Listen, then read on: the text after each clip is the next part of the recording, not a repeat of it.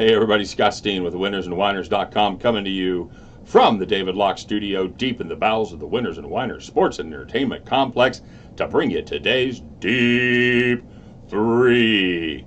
As always, don't forget to like, don't forget to subscribe. You guys have been doing an outstanding job of mashing that like button. We had 130 likes yesterday. Well done, my friends. Thank you very much. Keep up the great work. And if you haven't subscribed yet, now would be a great time because we're going to start cranking out some videos about the NCAA Big Dance coming up. So, speaking of the Big Dance, hey, don't forget to pick up the Winners and Whiners March Madness Guide.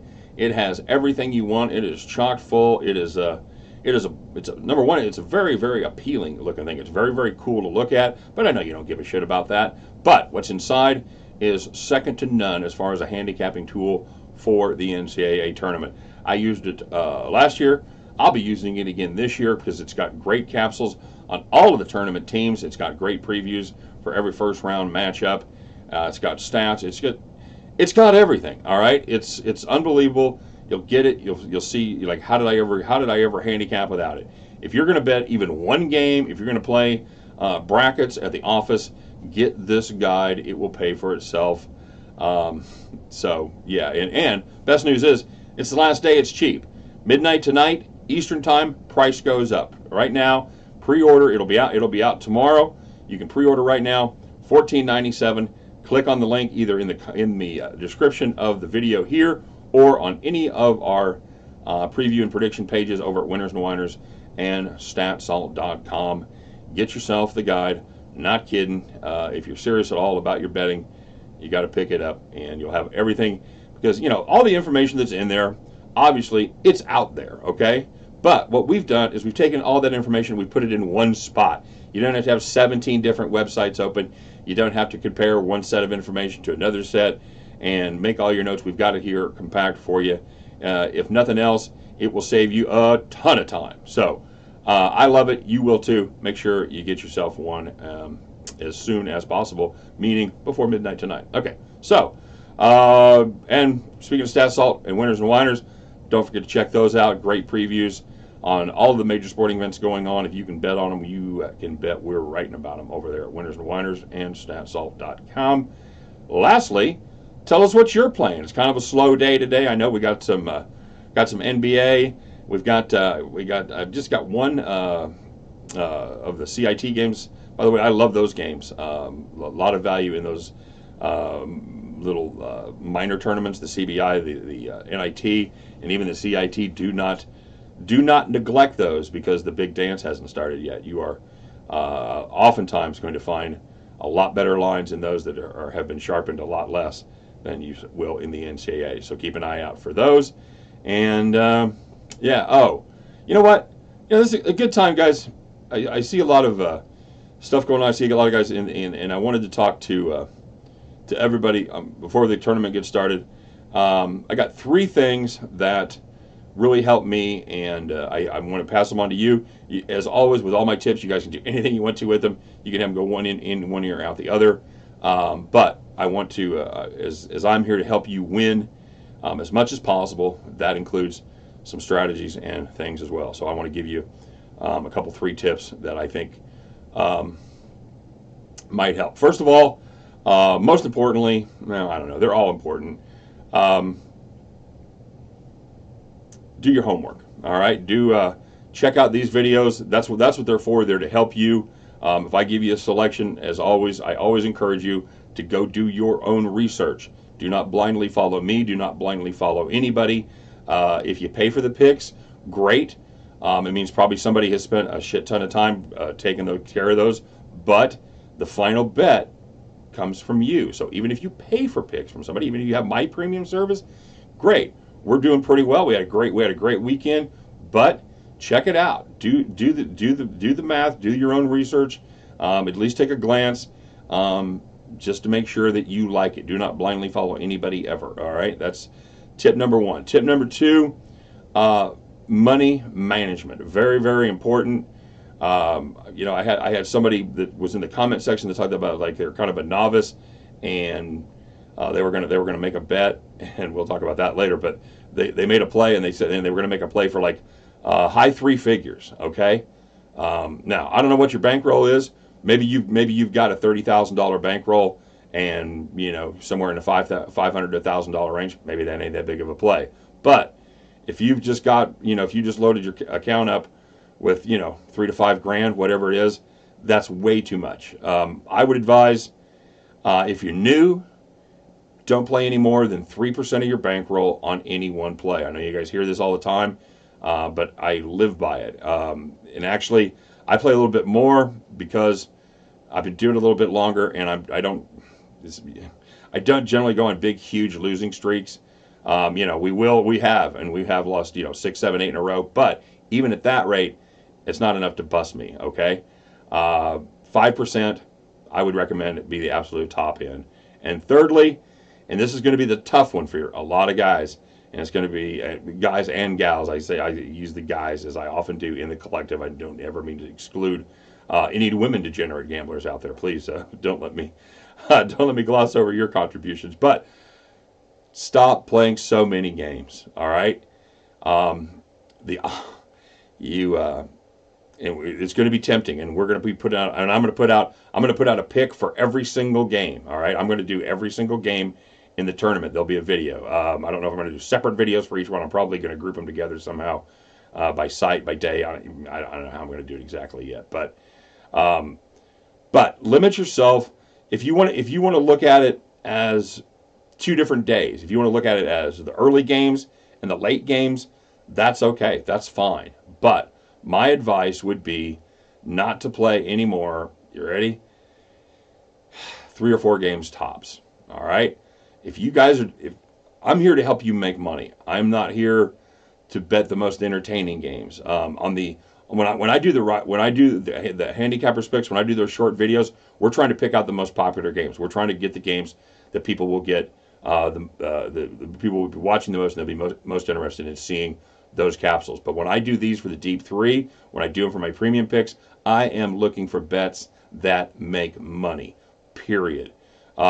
And Peach Waller said it in the comment section. Anybody that didn't read it should go back a few days and check this comment out, because it was when Duke was playing Carolina, and he talked about how that line is unbelievably sharp because you've got all the money on each side. The books are watching that game. They're adjusting that game.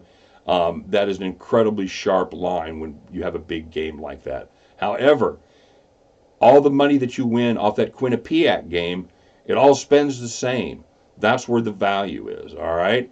So just because it's on TV, don't think you have to make a bet on it. Or if you want to put a little nibble on it, if you're a $100 player and you want to put $10 on it just to have a reason to watch the game, knock yourself out. I'll do that a lot. I've talked to you guys about I'm up late handicapping, and I'll make a bet on the late game just to have a little something cooking that I can watch on TV. I got no beef with that. But if you're going to make a real, genuine play for a unit or even for a half unit, try to limit your action. All right, that's all I'm saying.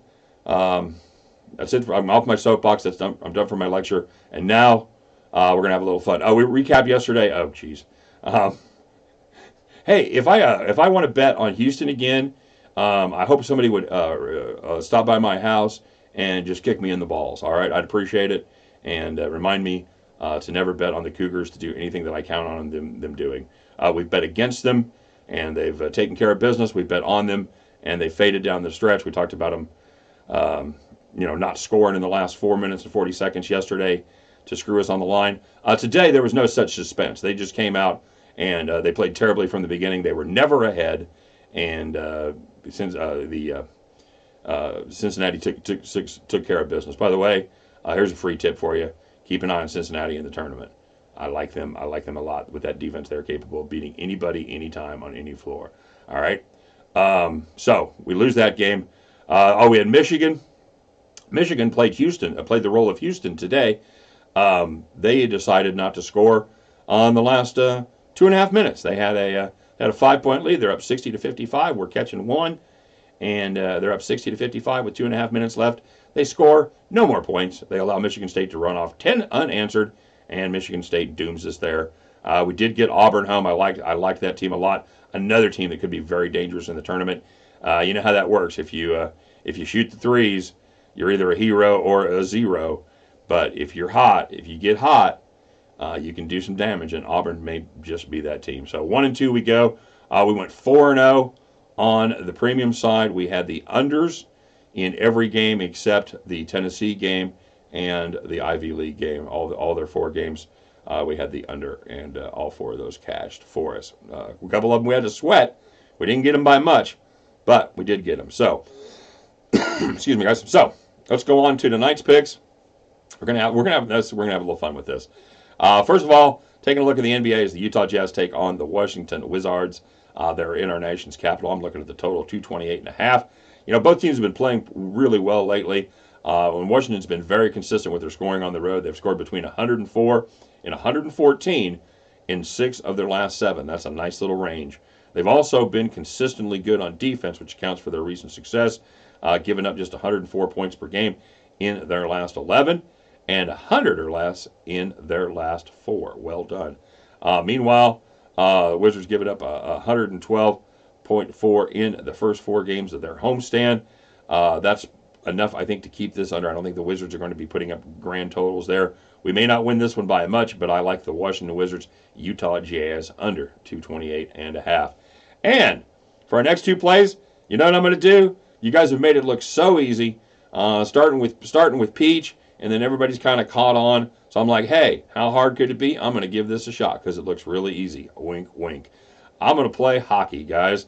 As you know, if you're any kind of a follower, never handicapped hockey in my life. I'm looking at the numbers. I'm trying to make it just a strict numbers handicap here. I have no knowledge of the teams. I have no knowledge of the goalie situation. So know that going in. All right. And as an added bonus on these 2 games, I didn't have a numbers yet up for the first period over. So we could be laying some heavy wood here. I have no idea. But I didn't see a ton I liked in the NBA. I threw 1 NBA pick on the premium side. There's going to be 1 CIT game that I didn't have a number on. I didn't have a lot of info. So we're going to do 2 hockeys because we do the deep 3. We promise you 3. We're going to give you 3. I'm taking a look at Arizona Tampa Bay first period over 1.5, and it's always 1.5. I learned that.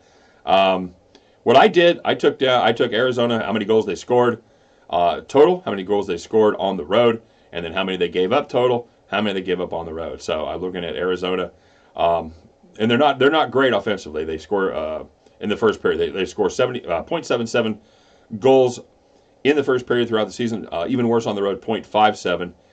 But defense, not fantastic. They give up a 0.73 and 0.74 on the road. However, Tampa Bay seems to be very strong on the offensive side of the net. They score 1.32 goals in the first period for the season, and even better at home as they go for 1.55 on the home ice. Defense seems to be their struggle. They give up a 0.94 goals in the first period over the season, and inexplicably, they're even worse at home, giving up 1.28 goals on the home ice. So I like the Arizona Tampa Bay over first period 1.5. And also looking at Vancouver and Chicago. Vancouver's a team that doesn't seem to score a lot. Just 0.69 in the first period over the season, 0.62 in the first period on the road. However, I like the fact that their defense doesn't seem to be good at all. They give up 0.94 goals first period overall and 1.11 goals in the first period on the road. Chicago, meanwhile, they can do it on the offensive side, scoring 1.14 and 1.23 first period goals at home. And the defense, as it happens in many sports, when you got a good offense, you have a crappy defense, and you're just going to hang on. Chicago appears to be the Kansas City Chiefs of the NHL, as they allow 1.30 goals in the first period on the season as a whole, and 1.17 first period goals on home ice. I think that's plenty, even with a terrible Vancouver offense. I think that maybe Chicago even gets 2 here and takes care of business all by themselves. But I like the Chicago-Vancouver over 1.5. I like the Tampa Bay-Arizona over 1.5 in the first period. And the Utah-Washington NBA game under 228.5. You guys get yourself down on those plays. I have no idea how you're going to do. You think these NHL picks could absolutely crash and burn. But get yourself down at least on the one pay where I know what the hell I'm doing, and you can join me as we head back to the window. All right. Little special note: if anybody, I'm curious to see what you guys think of those hockey bets. I really am. I am the first to admit, do not follow me. Dude, do your own research. You know, I said at the beginning about doing your own research. Really do your own research on this hockey shit, because I have no idea what I'm talking about. I'm the first to admit it. Just having a little fun. I'm taking a little break because I'm going to be basketball city, wall to wall, for about the next 2 weeks. So we just had a little fun here on our last day. Win, lose, or draw, I doubt I'll be doing much more hockey this year. So with that being said, let's get started with the shout-outs. First of all, we'll start with Miguel and Nola. He told us we had 100 likes by 10 a.m. Central Time. That is fantastic, you guys. We had 131 total was the final total on that. You know what? I'm not expecting to beat it today because it's probably going to be a slow day as far as the videos, as far as the traffic to the site. But I'd like to blow that up on Tuesday. Let's see what we can do, man. Let's see what we can do here. And a special shout out to Miguel's son. He is a fantastic weightlifter. He's a junior in high school. He finished 4th in state. And this kid is a stud. Miguel has sent me a few videos of him. And yeah, holy crap. It's, if you ever meet somebody in a dark alley, you want to have this cat on your side. So very well done there, Junior Miguel. I should have asked him for his name. But I'm very happy that that your son is having some success. It's nothing better than being a proud papa when the kids do well at sports as a sports fan. So that's very cool. Congrats. Good luck next season, your senior year. Crank it up and got about number 1 in state. All right, very good. All right, Noah M. First time I've seen Noah. Oh, this is the cat I was talking about. Noah said he's betting $700 on the Tennessee money line. Says he's a rookie bettor. I really enjoyed watching the videos, and he said thanks. One small problem, and Miguel pointed this out as well, I took the other side in that game. So I hope that he made that correction. He did comment back. He goes, oh, he said, he sure did. And then he said, uh-oh. So Noah, again, as a rookie bettor, I'm here to share a little help with you. And again, I don't know what your bankroll is. If you're well into the 5 figures with your bankroll, if you're in the $20,000, $30,000 range for a rookie bettor, very cool. Then you're playing about right. But if $700 represents a good chunk of your bankroll, way too strong, my brother. Even if you get a good feeling about something, don't play that kind of percentage. It's the absolute stone cold. If you're drunk with power and on the unbelievable stretch, 10%. 10% on your play of the year. That would be the absolute stone cold most I would ever recommend. And, I would never recommend that much, but that would be the outer limit. So be careful. Keep your powder dry, man. Save those bullets because no matter how good it looks, no matter what somebody tells you, even if it's me, if I tell you something, you look it up, you go, yeah, that looks like nails. He's right. I see, absolutely. I'm going to pound it. Take it easy, be cool, keep your powder dry, because there's going to be more games around the corner. We had the same thing. We had the thing with the VCU the other day where we're cruising. We're in great position. We had to cover 7.5. We're already got 8 in the first half, and their star goes out, changes the complexion of the game, and we're totally screwed from then on. St. Bonaventure took care. So you never know what's going to happen. Just be cool. We want to have you around, man. We want to have you commenting every day. And we want to make sure that you got plenty in your bankroll. All right? I'll get off my dad's soapbox. I promise. That's it. I'm done. The astute Aardvark had Mississippi State in a pick'em. Michigan State in a pick'em. Also had Auburn. Cody L says he thinks old Sparty gets it done. And indeed they did. And it helped that Michigan stopped getting it done. He said St. Louis slew. He said he thinks there's the sleeper online today. And apparently he was correct. Borno had Auburn, Yale, and Georgia State. Christopher W. had the Tennessee Auburn over 145. The Cincinnati Houston under. Very well done, sir. Marshall Mathers had a 5-team round robin. Now, if I'm figuring this right, he lost one of those games. He had Georgia State, all money lines. He had the Georgia State money line, the Kings money line, Rockets money line, Houston money line, and the Heat money line. The only one of those games that lost was Houston. So, if I'm not mistaken, and Marshall help me out here with my math, buddy, because I'm a little rusty on my round robins. But the way I figure it, you went 6-3 as far as hitting you if you're playing a two team parlay with those 5 teams for round robin. I think that's how it worked out. If I'm not right, let me know because often I am not right. So, as my wife will tell you that I'm definitely not right. Mr. Cloud Kicks Z. He had first half in the Michigan game. Nice job. It would have been nice if they could have showed up for the second half, but you can't have everything. Cody L. He said he's liking himself. Very nice. I love that guy. C-Dub. He had this is our footy guy for you new guys. This is my soccer. This is the guy that brings all the soccer plays.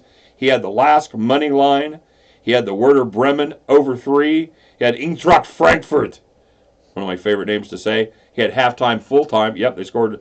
They scored just 1 goal in that game, but it was in the first. I think they scored at 24 minutes, so he was able to catch both of those tickets. And he had the Bayern Munich. I know that's not how you say that, but he had Munich and Mainz over 3.5. He had Slavia Prague -1.5, and of course he had Piast Gliwice on the money line, as we all did. So good hits there, C-Dub. So remember last week me bringing up the BTTS, which is both teams to score and over 2.5? Yes. So he went 5-2 today with 5 more games to go. So keep that in mind for all you guys that are aspiring to be soccer bettors. The BTTS is both teams to score. You usually get a pretty good price on that, and couple it with the over 2.5. So nicely done. And that, as somebody that knows nothing about soccer as far as betting, that would seem to be a logical pick if you're going to play both teams to score. You play over 2.5 seems to be a reasonable bet as well. All right, so nice job there, C-Dub. Keep up the great work. The legendary King, he was legendarily tailing our picks, and like I said, we went 1-2 today with those picks as well. So blame Michigan. Blame me for taking Houston because I'm apparently fucking stupid. But I'm going to blame Michigan for us having an unprofitable day, as they only took care of business for 37.5 minutes of that 40-minute game. And lastly, one last thing, guys. There was some kerfuffle in the comment section today about some guys tooting their own horn and bragging about how they did. And you know what? That's what we do here. This is not a zero-sum game. If somebody else wins, it doesn't mean you lose. Our goal is for each and every one of you to make as much money as possible from bookies, from casinos, and from offshore betting sites, period. All right? If you win and you want to brag about it, I want to hear it. I want to hear how much you're crushing them for, and I want to hear it early. I want to hear it often. All right? If you are having a bad day, a bad week, a bad month, do not despair the guy. Do not disparage the guy who is winning money. He is not your enemy. Okay? He is not your enemy. All right? We are all on the same team here. Please do not forget that, especially as the tournament gets started. All right? Now I'm really off my soapbox, and I'm done. You know what, guys? A little lecture heavy today. My apologies. We're going to be back to cranking out the basketball shit here coming up. Have fun. It's going to be a fun week. And, go Cats. Fuck you, KU, you easy path motherfuckers going to Kansas City. Anyway, not that I'm bitter. Okay, enough cussing. I'm done. You guys are great. I'll talk to you in the comment section, and good luck. We'll see you tomorrow.